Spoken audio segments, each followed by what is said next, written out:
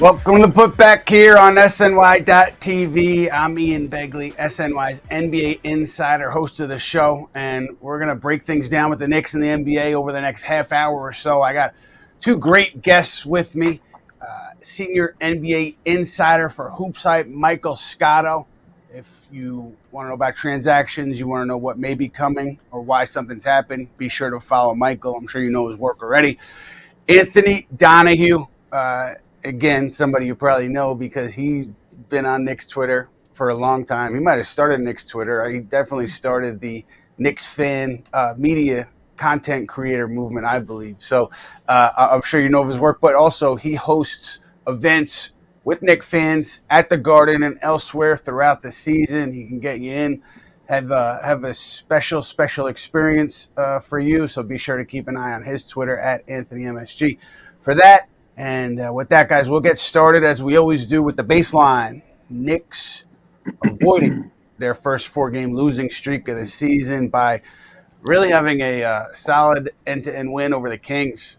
Played really well on both sides. It was good three-point shooting, solid defense, ball moving a lot. And I'm just curious, Anthony, for you, when you see what you saw against Sacramento last night, how do you analyze that? What did you see? I mean, listen, it was a good win last night. Coming off losing 3 games in a row is never a good thing. And losing Jalen Brunson for potentially 3 to 4 weeks, who knows how long he's going to be gone. So to me, it wasn't a win you celebrate, but it was a win that you just had to get. You know, Karl-Anthony Towns played better basketball. The ball moved, and which I suspect without Jalen Brunson, the ball will move a lot more. And hopefully the idea is when Jalen comes back, maybe he has some more trust in his teammates. But the thing is, Jalen's the point guard. So even as great as Jalen is, the ball should always be moving. So hopefully we'll see more ball movement moving forward. But to me, it was just it was an important win. Nothing to celebrate. Just glad a W was in the column. I got to just say real quick on Jalen Brunson, you know, I think if you've watched him since he's been here, to me, you know, 9 out of 10, 8 out of 10 times he's making the right play with the ball when it's in his hands. So I wouldn't say like, you know, he needs to get off of it more, but I do think that, you know, if these guys can find a rhythm with him out, maybe they'll knock shots down once he comes back. But I think the idea that maybe he doesn't get off it enough, I understand it. I'm not a subscriber to it. Michael Scotto, curious for you, as you see this Knicks team come down the stretch, where do you see them in the tiers of the Eastern Conference? You know, Ian, I think for the Knicks, the biggest thing for them is going to be their depth or lack of it in a sense, because if you're looking at Boston, they still remain the top team in the East when you talk to most executives around the league, even though Cleveland's ahead of them in the standings. Cleveland's probably the deepest team right now on paper in the East, and Kenny Atkinson has them rolling. But for the Knicks, Jalen Brunson obviously has to be back for this team to be a factor in the playoffs. What I was encouraged by watching them play Sacramento was OG Anunoby and Mikal Bridges moved the ball extremely well. With Jalen out, I figured Karl Towns would get a lot of action out of the high post. He's a pretty underrated passer, and he had a few nifty behind-the-back passes when he was in traffic in the post last night, and I thought that he's going to garner a lot of attention, and they need Mikal Bridges essentially to be what he was in Brooklyn, more of a scorer to kind of carry the load with Jalen out. But I think right below Boston and Cleveland, you certainly have to look at the Knicks. With Jalen Brunson, they have one of the most clutch players in the league, so they always have a shot. But big picture, when you talk to executives and scouts around the league right now, certainly most people believe that Boston and Cleveland are ahead of them at the moment in the pecking order. Yeah, the thing you also saw against Sacramento that you haven't seen a lot this year was the Knicks win the battle at the three-point line. They've made a ton of threes. I think it was 21, 22. And they limited Sacramento on the other end to a poor three-point field goal percentage. And they have been worst in the league for much of the year in opponent three-point field goal percentage. So, you know, that's something that I keep an eye on every night, and to see it go right for the Knicks in one of the few instances this year, I'm sure is encouraging for the coaching staff. I'm just curious, Anthony, for you, with Boston and Cleveland and where the Knicks have been, where they are, how do you define a successful season for this group?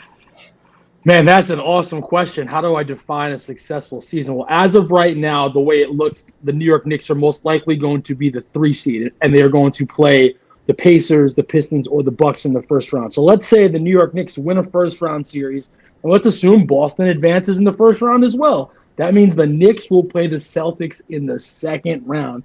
And as a fan, that's a series I've been looking forward to now for 3 years.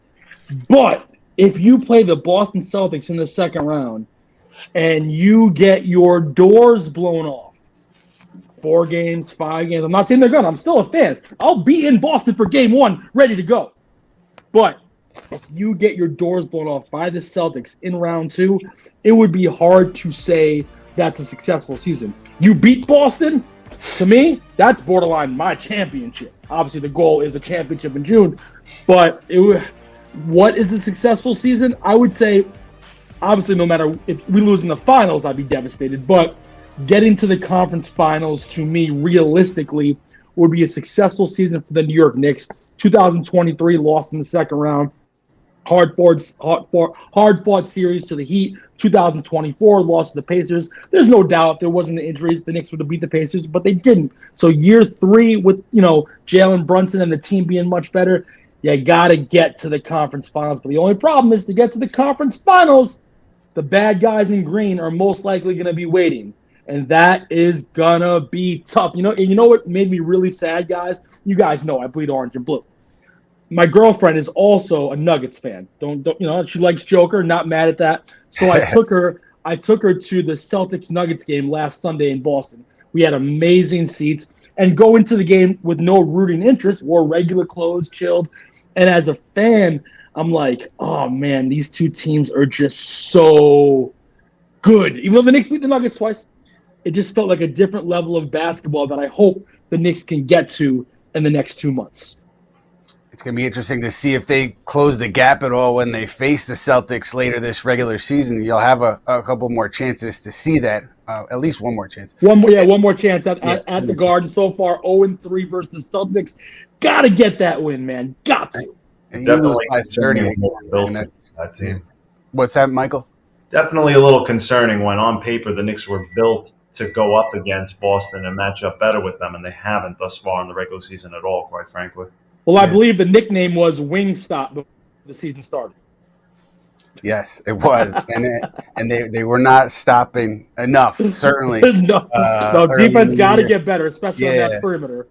The one thing that I mean, maybe you guys have noticed it too. OG Anunoby coming back from that foot injury. Maybe it took him a little time to get back in rhythm, but it seems like he is in rhythm. I mean, I think he had 4 steals last night. I believe it was 8 assists. He was great on both ends of the floor, and he's had some big scoring nights for the Knicks recently here, past few games. And to me, this is a great sign for New York. It's a great sign for the defense because him being so active on both ends is just going to help you limit opponents. And one thing that I was looking up, I wanted to see OG and Mitchell Robinson and what that was looking like. And I just looked at last night, and I think they were on the floor for 11 minutes together, and they held Sacramento to 95.9 offensive rating, which would be fantastic defense, over the course of a full season. So getting those guys on the floor together, I think it's going to be an interesting look, particularly if Robinson continues to,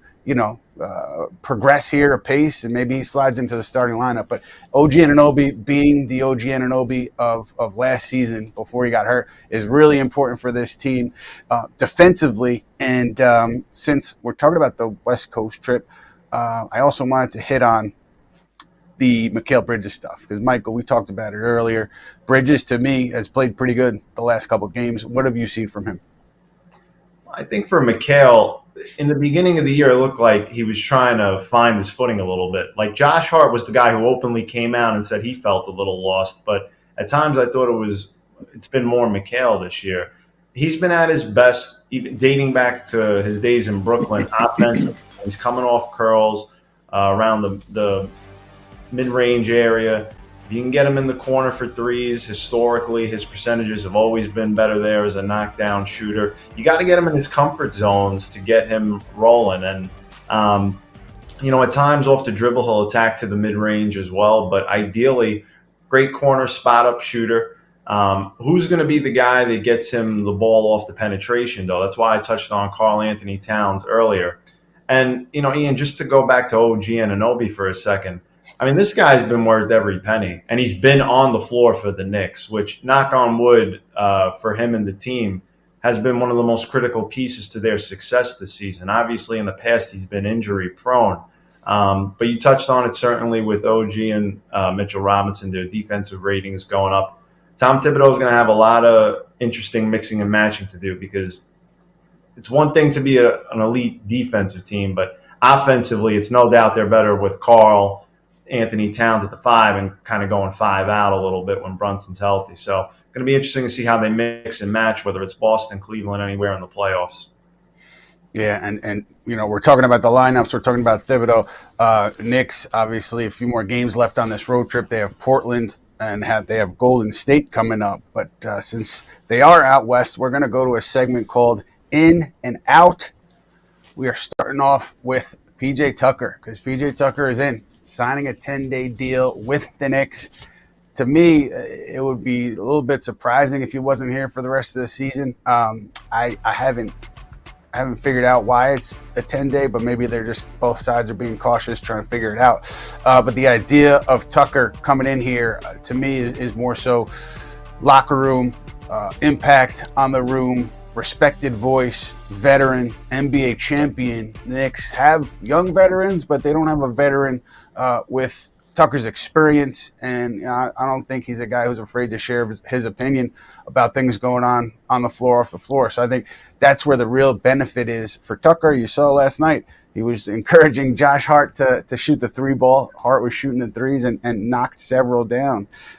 So, yeah, that was interesting to watch. Just night 1 for P.J. Tucker. Let's see how that plays itself out. I'm wondering, for Anthony, the Tucker signing, you've watched him for his whole career, right? I'm not expecting on the floor with him, but you've been around the Knicks forever. What do you think? What kind of impact do you think a guy like that can have? So it's rare I say I love what I saw from a player last night when they didn't see the court, but I love what I saw from P.J. Tucker last night. I thought he was an excellent, I don't want to say leader. He's only been here for a cup of coffee now. But I loved his energy on the bench. I mean, I wasn't there, but watching on TV, every time you saw him, I loved his energy. It looked like he brought like a little bit of toughness from the bench, obviously. If he's here the rest of the way and here for the playoffs, will he play? Maybe in some situations. But I think you need more of that dog on this roster. The Knicks are pretty tough. They play pretty hard. They play very hard, actually. But they need a little bit more dog. And I think P.J. Tucker can hopefully bring that, even if he's not on the court all the time. You need a little bit more anger on this team, not so much laughter and joking all the time. You need a little. You guys feel me on that? Any winning team has it. It sounds like you could have taken that role before P.J. did. Yeah, no, like I said, he didn't play last night, but I actually really loved what I saw. Like he was a little bit like, Rasheed Wallace back in 2012, 2013. Rasheed played a few games, of course, the famous opening night when he banged the 3. But you need that. You need that. Sometimes I feel with this Knicks team, sometimes it's a little too, again, I'm not with them, but sometimes it feels it's not as quote unquote hard and rough as it should be. Mm-hmm. Mm-hmm. And then, a guy who's been here for the whole year, who I think has, his play has fluctuated and maybe is part of the reason why some fans feel the way Anthony does. Mikal Bridges, to me, most recently, you can go out on his offensive inconsistency because he has been shooting the ball well, scoring the ball well over the last couple games. Now, the Knicks need that from him. With no Jalen Brunson, but he did it really well, efficiently against the Clippers, efficiently again against the Kings. Obviously, it's got to lead to wins, but I think to me that's a good sign for Bridges finding some rhythm on the offensive end. Mike, when you look at that trade and you look at the deal since and what may be coming, 5 first-rounders, how do you view that? Ian, I would say the Knicks were paying the congestion tax before it was a thing in the city. But isn't that postponed right now, by the way? My Easy Pass has been a little light in the last 2 weeks. I think it is postponed, but they got it depends what light you go through in the city, I guess. But traffic cams are on. But Ian, I mean, look, for when the Knicks made the trade to acquire Mikal Bridges, I mean, they were looking at other wings too. They did look at Jimmy Butler beforehand, and I think for them, one of the things I would say was Jalen Brunson was a key factor in kind of approving this due to his connection with Mikal from Villanova. You saw towards the end of last year, and I should say, Mikal Bridges joined Josh Hart and Jalen Brunson on their podcast. They've remained close. And the whole Wingstop theory of trying to stop Boston's Jaylen Brown and Jason Tatum was a big part of the decision. Now, for Brooklyn to extract all the picks that they did and go into a full rebuild, essentially, was everything that they wanted and more. But for the Knicks, when you make a move like that, you're making a move like that to win a championship ultimately. And I think ultimately the Knicks, I don't know if it's going to be this year. I think more you're looking ahead towards another transaction cycle where they can maybe improve the depth a little bit more, hopefully in the summer. If the Knicks can win a championship, it's going to be worth it. But when you go and push up pretty much all your chips in like that, the only other way is if they didn't win is to potentially down the line in a bigger package, whether you go for Giannis Antetokounmpo or somebody else in the offseason, depending on how Milwaukee does in the playoffs. But that's another conversation for another day. Right. Mike, has anybody ever told you sound like a young Larry Brown? I'm just hearing you speak with your broadcast voice because we hang out all the time. I'm hearing some Larry Brown. That's funny. I've heard some more. A little bit. Some more Sopranos a little bit, but I'll take it. Little John Travolta. Barry would want to do an interview with me then if I sounded like Larry Brown. Well, Larry Brown had the hard New York City accent, especially when he was the beloved coach of the Knicks for the 05-06 season. One and done. Real quick, on Mikal Bridges. He's not the type of guy in the NBA to like call for the rock, demand the ball, go ISO. Tom Thibodeau and the coaching staff, or maybe even Jalen Brunson and some of the players, got to figure out ways to get him the ball. Like get him in those curls, get him in that 12-foot spot. That's his office. He's incredible there. Run a couple plays for him. He's not going to take the ball and go ISO. You got to get him the ball, and he's great in that area on the court. You just can't do it twice a game. You got to figure out more ways to get him involved. That's also PJ Tucker on the bench being a hype man. Every team needs an unk, okay? You need that guy in your ear telling him, you go get him, you kill him. He got nothing. Like we saw it the other day with Josh Hart. Josh Hart was on fire, and at times he's been a little shy to take three-pointers, but he shot them with confidence last night and looked great. Those are the type of X-factor things that don't show up in a stat sheet that matter. So hopefully a guy like PJ's presence can help push that envelope. Mikal's a team first guy. There are other guys in the NBA, to kind of what Anthony was referencing, more of like that alpha dog type of personality where they're getting theirs no matter what. Mikal's the type of guy that'll fit around the team and whatever you need him to do. And that's fine. But sometimes, kind of to Anthony's point, he needs a little prodding to kind of be more aggressive and go get his. And because I love him in that 12-foot spot, that little fadeaway he does, off the dribble real quick. Like, you got to get him in that spot more.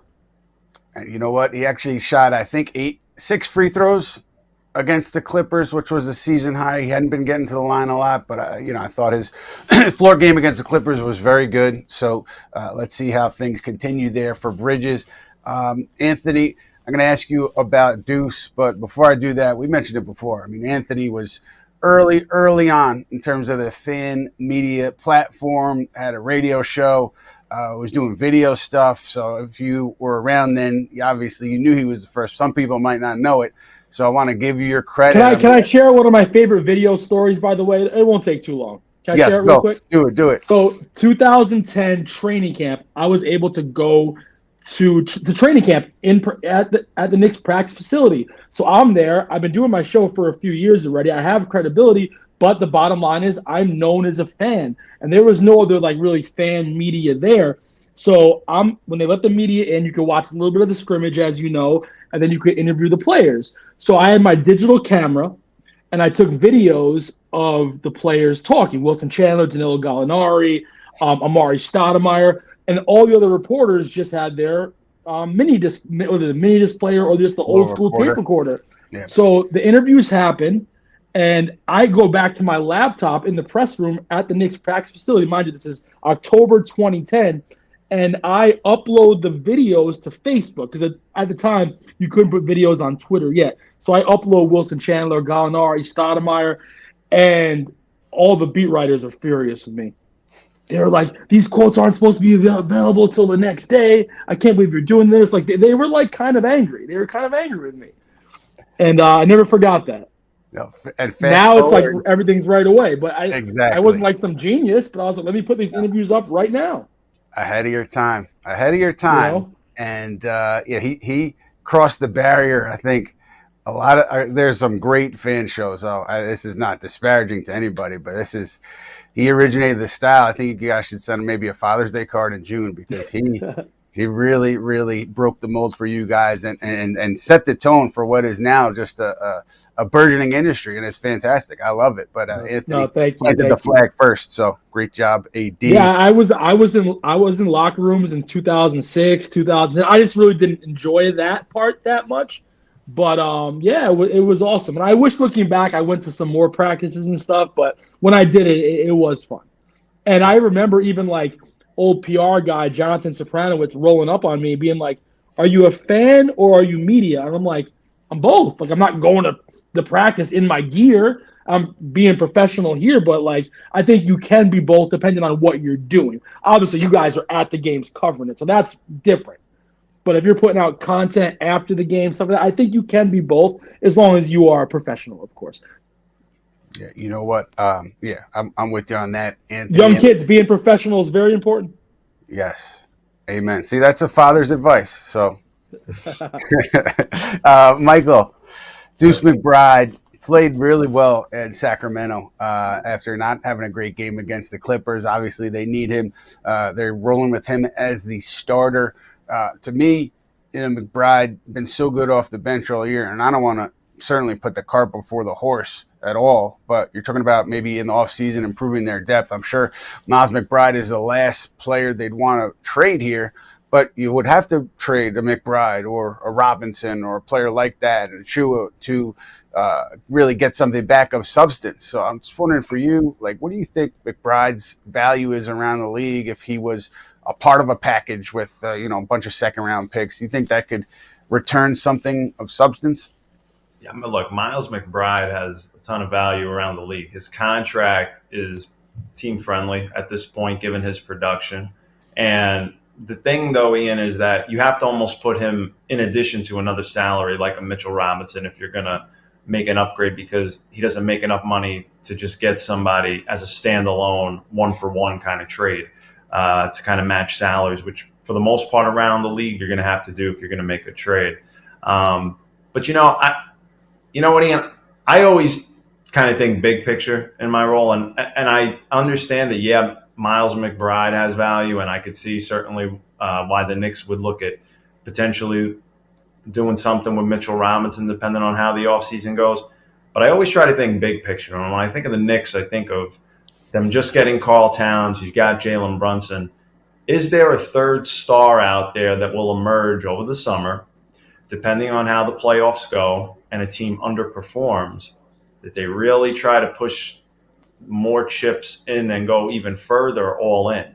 They've always consolidated chips the way, like, they took Julius Randle and Dante DiVincenzo and helped turn that into Karl Towns. Well, okay, now is there another way? Can you do it again? Can you possibly do that? Broaden the horizons a little bit. Can you do that with even eventually maybe Mikal Bridges? You're going to have to figure out if you're going to extend this guy or not as well. In the back of my mind, that's something I'm just keeping tabs on. I'm not reporting anything, but I'm looking ahead thinking, what if a guy like I touched on earlier in your show, Ian, what if a guy like Giannis Antetokounmpo becomes available? Well, then at that point, everybody could be available. Right. I mean, not like Jalen and Karl Towns, but you get my point. Like, big picture, it always depends on who hits the market. When teams start digging, usually around whether it's the combine, depending on how the playoffs go, or if a little further leading up towards the draft. So Miles McBride has certainly been a great piece for them. I certainly think off the bench, his scoring provides a needed spark. I don't know if I necessarily view him as a floor general, and I don't think you can replace Jalen's leadership and getting everybody set offensively in that regard. But certainly he's been a great fit for them. And on the other hand, Ian, you need guys on team-friendly contracts with this new CBA. The way that the Knicks have managed to duck below the second apron, and I'm sure a lot of credit goes to Brock Aller and some of the other front office guys there for doing that, but just avoiding that line gives them an extra year before looking at certain tax implications and things like that. That is the new gymnastics of the NBA front office now. So equally having a guy like McBride is just as valuable, unless you're going to part with a guy like that to get a real star to really push the chips all in the center of the table. Right. And Michael, it's interesting because you mentioned Giannis a couple of times, and we all know people in Milwaukee probably hate this. They're probably sick of it, but several teams operated at the trade deadline with the idea of, hey, let's hold our powder here because maybe number 34 becomes available again. I hate to even put that out there because I'm sure Milwaukee fans, it makes them sick, but it's the reality of the league. It's not something that's just kind of out of thin air. Even look at the Hawks. Look at Trae Young. He's going to be up for a contract extension. And again, this is just stuff that teams are all plotting and planning, looking for months down the line. When I touched on earlier about that next transaction cycle. It's just the nature of the beast. It doesn't necessarily have to be Giannis. It could be Trae Young. It could be any star. The playoffs are going to dictate a lot of potential movement and which teams are desperate, which usually necessitates a trade. Yeah. My question is, and of course, if Giannis is available, you probably want to see what you can do. But how many times can you keep retooling with major moves with this roster before building some real continuity moving forward? Look at the Cavs. They have almost their same core from 2 years ago, and they're substantially better now. Oh, yeah, but the difference is this core right now that you built on paper to go up against the Celtics hasn't fared well against them. Cleveland has been able to duck the tax.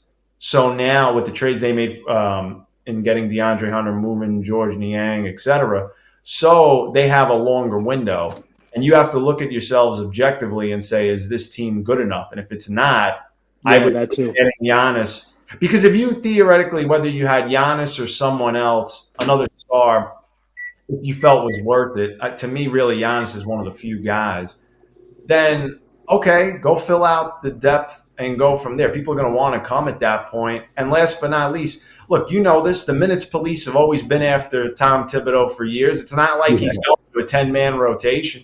So you play to the strength of your coach and you go from there for better or worse. So, again, this is a conversation for down the line. I'm sure the aggregators are going to have fun with this one. But it's the reality of the situation. Yeah. And I guess we'll see, assuming that the Knicks advance in round one and see how they fare in round two. Then after that, you're really going to have some big conversations for better or for worse.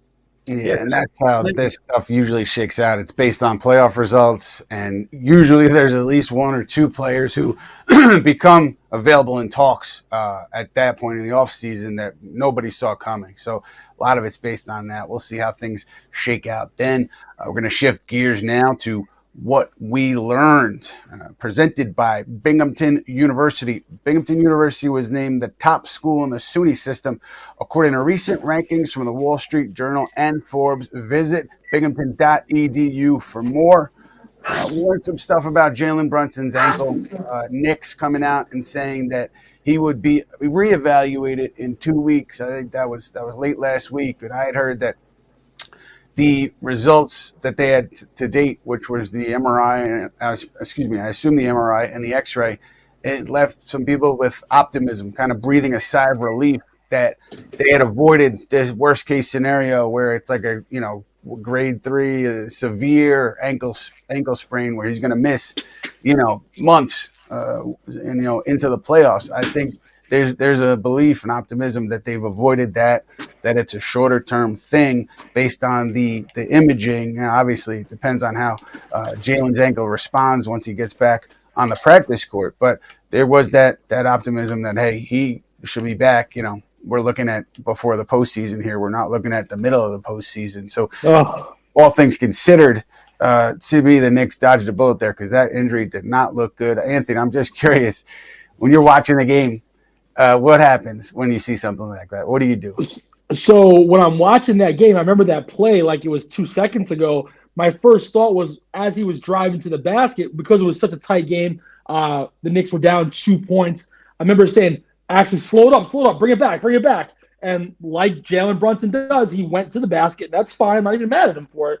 And then, of course, seeing the replay, I was like, oh, my God. And there's so many times over the last 3 years, Jalen gets hurt. He goes to the locker room and he comes right back. And I'm like, there's no way he's coming back. And then when the Lakers challenged the play, he stayed at the free throw line. I'm like, oh, man, this dude can't even move. And then, of course, the Knicks lose the game. But even if we held on for the victory, I would have lost sleep that night knowing how bad that ankle looked. So hopefully Jalen Brunson will be good to go for the playoffs. But boy, oh boy, that was one scary sprain.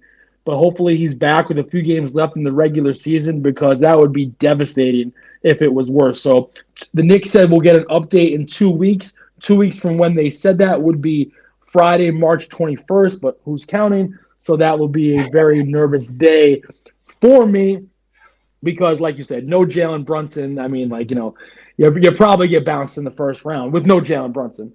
So hopefully Jalen is good. Hopefully he's ready to play on, March 25th versus the Mavericks. But my guess, and I'm not a doctor, my guess is he'll be back with a few games left in the regular season. That is just a guess, by the way. No, not a report, a guess. Yeah, I mean, based on what I heard, he should be back certainly before the end of the regular season. Whether, it's a few games, handful of games, we'll see. But again, Knicks dodging a bullet there. And Michael, in your mind, with Jalen, all NBA based on the body of work, assuming he gets to that threshold. I don't know exactly where he is from a games played standpoint. Is he having an all NBA season? If he gets to the 65 game plateau, yeah, I think so. I mean, to me, I felt him and Karl Towns have been all NBA players this year. Now, whether that's, first, second, third team, I don't really, whatever. But hitting the criteria, yeah. To me, I don't know if this is a hot take, but obviously you don't want Jalen to be hurt. But I think with all the minutes and heavy workload that he plays during the year, going into the playoffs, if he can come back and heal this injury, maybe the rest in a interesting thought gives him a little bit more fresh legs going into the playoffs. Mm-hmm. That's not a bad thought at all. Playing guys hard minutes throughout the regular season. We saw last year they were a little burnt out, to be quite honest. So if you're looking for a silver lining and you're a Knicks fan, which I always try to paint both sides of the picture if you can, that has to be the silver lining you're looking at. But yeah, Ian, I certainly think Jalen Brunson, Karl-Anthony Towns have been all NBA performers, and the Knicks have a good enough record to warrant that distinction if you want to look at it from a team perspective as well. Right. You got Knicks Warriors coming up, fellas, Saturday night, and Draymond Green will be playing. Karl Towns will be playing because despite what Draymond Green said on his podcast, he hasn't been ducking Jimmy Butler, that Karl Towns, that is. And so Draymond Green, what he did is he suggested that Towns was sitting out that Golden State game at the Garden because he didn't want to see Jimmy Butler. We all know that the reason was because he lost a close friend, sadly, to cancer. And condolences to friends and family over there. But he attended the funeral of his close friend, and that's why he missed the game. And I'm disappointed in Draymond, not necessarily because of that. I mean, everybody makes mistakes, but he hasn't come out and corrected his mistake or, apologized for the error. And to me, like, that's what you do when you make a mistake. And, he's talked a lot about the media And look, fairly so. Media deserves criticism, but if you're going to be in that space, I think you have to hold yourself accountable. And I listened to the podcast after that Karl Towns reference, and there was no reference to that. And he was asked about it by Brian Mahoney that night, and he talked about, condolences, and he was sorry about the death that Karl Towns was dealing with, and he just talked about kind of around the real issue, which was, an apology and him putting out false information. So anyhow, I'm getting off my soapbox. Draymond Green, fantastic player, all the respect in the world for him as a player, and I enjoy his commentary. But that I think he missed there, and I do think he's missed on the opportunity to correct the record and to apologize. But yeah, I'm done, guys, on that one. I guess maybe Anthony, did you have any thoughts there when you saw that? I mean, you're in the middle of this. You're paying close attention, I think. I mean, the first time Draymond said it was like, all right, kind of funny. That's something Draymond would do. But then when Draymond found out why Karl-Anthony Towns missed the game because of a death of a friend that had cancer, the second time Draymond spoke about it, all he had to do was say, hey, I'm sorry, my mistake, sorry to Kat, his girlfriend, and the family. Instead, he took, well, this is what I heard. Nah, Kat would have been playing if he didn't have to attend that funeral. So that was pretty awful by Draymond Green. And I believe Kat responded recently. He said he's responding with love. And I don't know. I'm a guy who's filled with love, and I like to think I have a big heart, but screw love after what he said there. I hope I see Karl Towns go crazy. Dunk on Draymond Green's mug on Saturday night versus the Warriors. I really want to see some fire. Now, I'm not saying you should start a fight with Draymond. I'd like to see some fire from Kat on Saturday night in Golden State versus the Warriors. It's going to be a fun one to watch for sure. We talked a lot about the offseason already, but, Mike, I wanted to hit you on Brooklyn, the Nets offseason, big offseason for them. Obviously, their goal was to get a high draft pick. We'll see where they end up in the draft. I think Jordi Fernandez has done a fantastic job. Yeah. What's your read on this? Is it a slow play? I don't think it's a slow play, but I'm just curious about what you've heard in terms of the pace of this rebuild over in Brooklyn. Well, Ian, what I would tell you for the Brooklyn Nets is originally the plan was to do a slow rebuild for this season and next season, meaning focus on your player development, which in turn is going to lead to probably a high draft pick. Next year, there's 3 guys in the draft that executives look at that could really be a franchise-changing guy. You got Carlos Boozer's kid, you got Darren Peterson, you got AJ Debanza. I believe I'm pronouncing their names right. If I'm not, forgive me. But those are guys that, to me, are franchise-changing guys potentially. For the Nets, it's one of 2 scenarios, Ian. They have the flexibility that if a guy like Giannis Antetokounmpo becomes available and they want to push the chips in the center of the table, they more than can do so. However, originally the plan was always to give it another year. Jordi Fernandez has proven to be a great coach and a culture builder. So you know that you have your coach and kind of your face of the franchise there on that side of things. But big picture, they've got a lot to figure out. Cam Thomas's restricted free agency, he's probably the biggest wild card in free agency because if you ask any executive, scout, anybody, what do they think he can get? The numbers are all over the place. They have Nick Claxton, they have Cam Johnson. These are guys that are trade assets that they could move as well. A lot of dominoes to fall in Brooklyn. I think if they are not going to get a guy like Giannis, then they probably use that cap space, try to get more assets, and whether it's future draft picks and whatnot. The reason I say that is because they could have easily gotten in and potentially won if they wanted to the De'Aaron Fox sweepstakes and the Brandon Ingram sweepstakes and paired the both of them, and they did not go that route. Right. So they are looking to aim high, whether it is with a star type of player that becomes available that can fit their timeline, or if that doesn't come to fruition, you take another year, you develop, and you get a high draft pick and go from there. They have their own picks now, which they reacquired.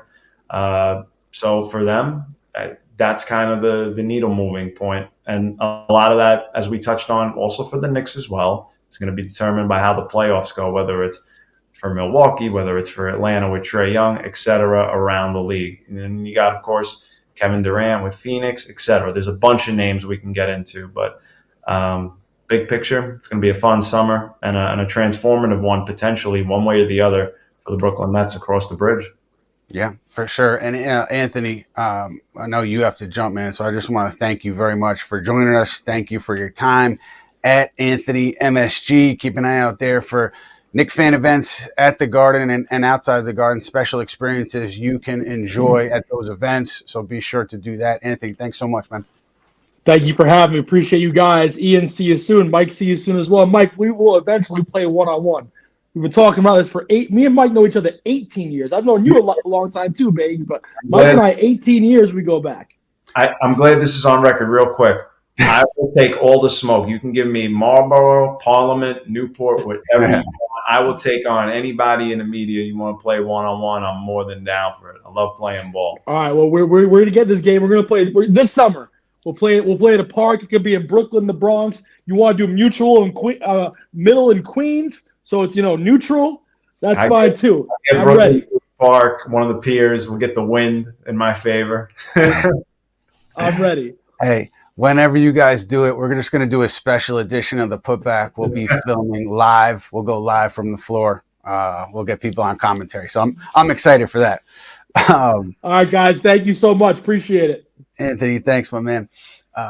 Mike, I'm with you on the Nets. They're in a great spot. They can be aggressive if the situation presents itself. I do think if Sacramento had waited on De'Aaron Fox, I do think the Nets would have been aggressive. If it was something for the offseason, I think the Nets would have certainly had strong interest in Fox, but it didn't go there. They did it at the trade deadline. Nets weren't going to make a trade at the deadline to help themselves win games. But yeah, they're in a very good spot there moving forward. And you mentioned Kevin Durant.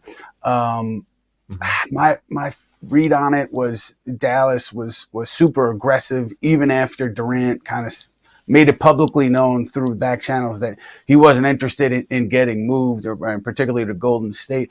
I was told Dallas was still looking for ways to get a third team to try to put together a strong offer there to get Kevin Durant.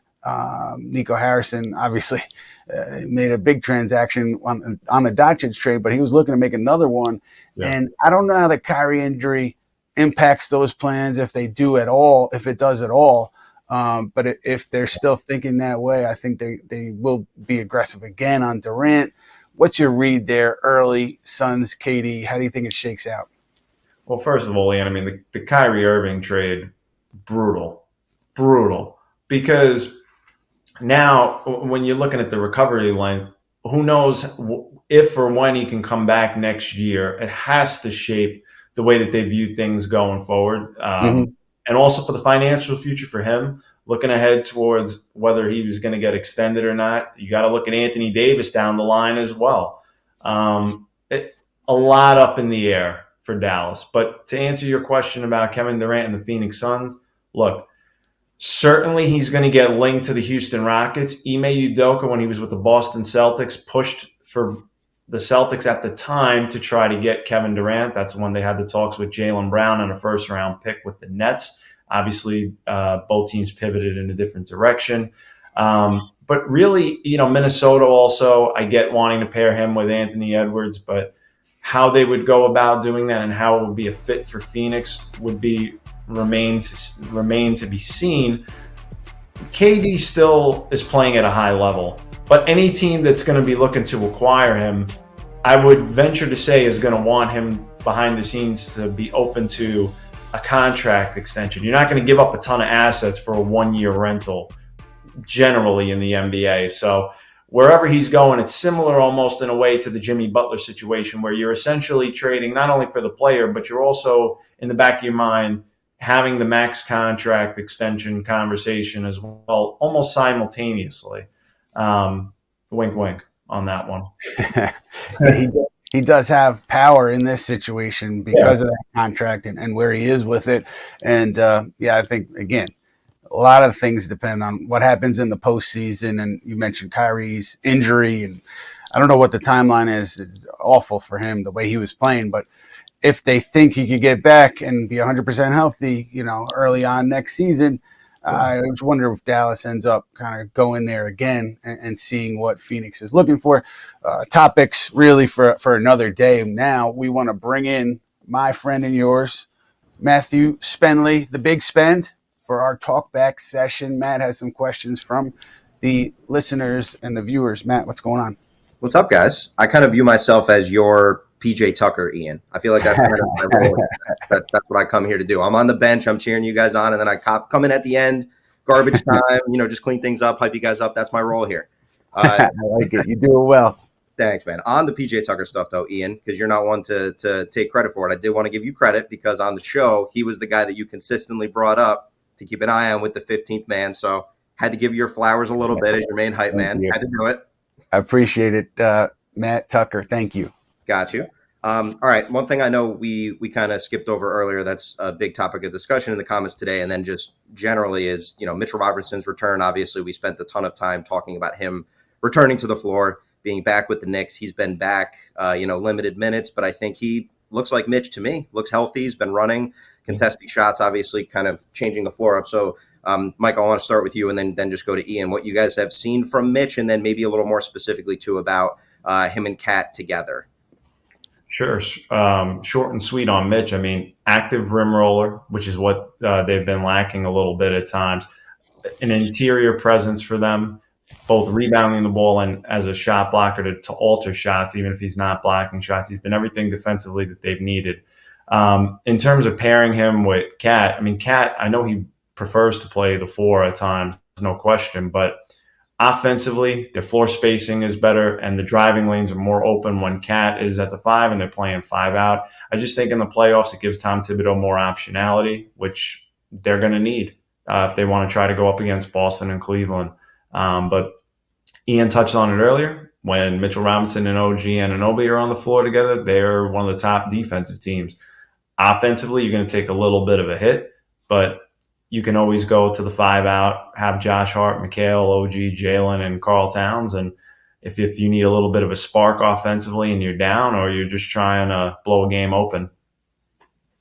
Yeah, I think Michael hit what I was going to say about Mitchell Robinson and Karl-Anthony Towns. But in terms of how he's looked, to me, this, Mitchell Robinson has come back from injuries in the past. And there was one year where he didn't have the opportunity to do a ton of conditioning.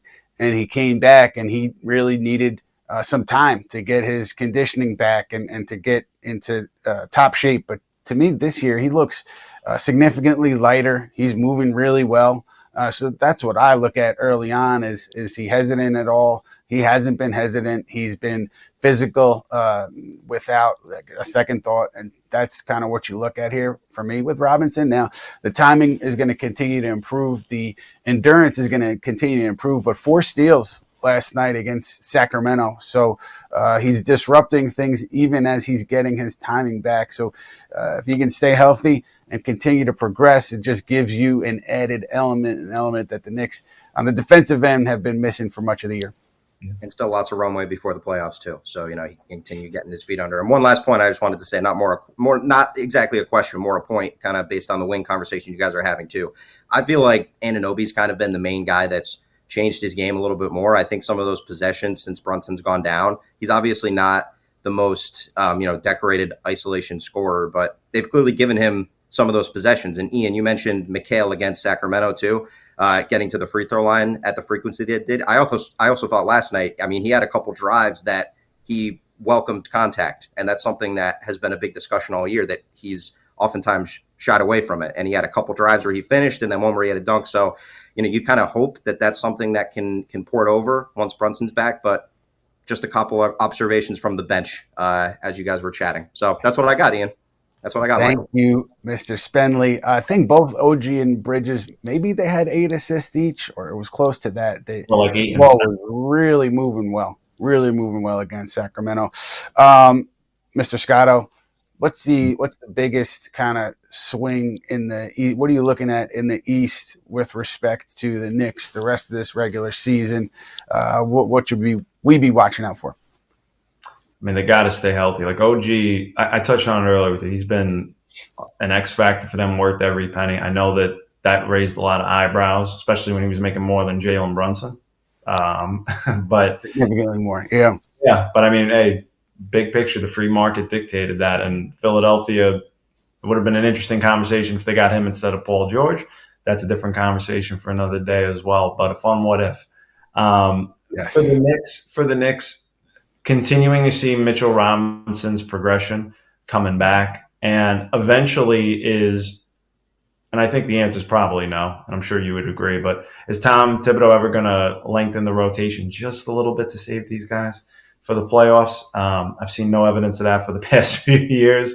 And Tibbs, if you ever wanted to squeeze an orange and have no pulp, like Tom Thibodeau would be the guy. He squeezes the most out of every regular season, all out for sure. So, look, I think the Knicks have definitely a puncher's chance. I think obviously Boston and Cleveland have been the top tier of the East, but the Knicks, you can't ever discount Jalen Brunson. He's one of the most clutch players. And Karl Towns is that kind of 1A, 1B to Jalen where they have a shot offensively every night. So just looking for continued health and to see who can kind of continue to step up the way Deuce McBride has a little bit. Yeah, it's a great point regarding health. They're in good shape now. Obviously, they want to remain that way going into mid-April. That will do it for us today on the Putback. Mr. Michael Scotto, thank you so much for joining us. You can see his work over at Hoops Hype, Senior NBA Insider, and at Michael Scotto on Twitter. Mike A. Scotto. I feel bad for the New York one. Mike A. Scotto, Scotto. At Mike A. Scotto on Twitter. Mike, thanks so much for your time. We appreciate it, man. And we will be back next week, Tuesday, March 18th, with another episode of the Putback. Thanks for joining us today, and we hope to see you back then.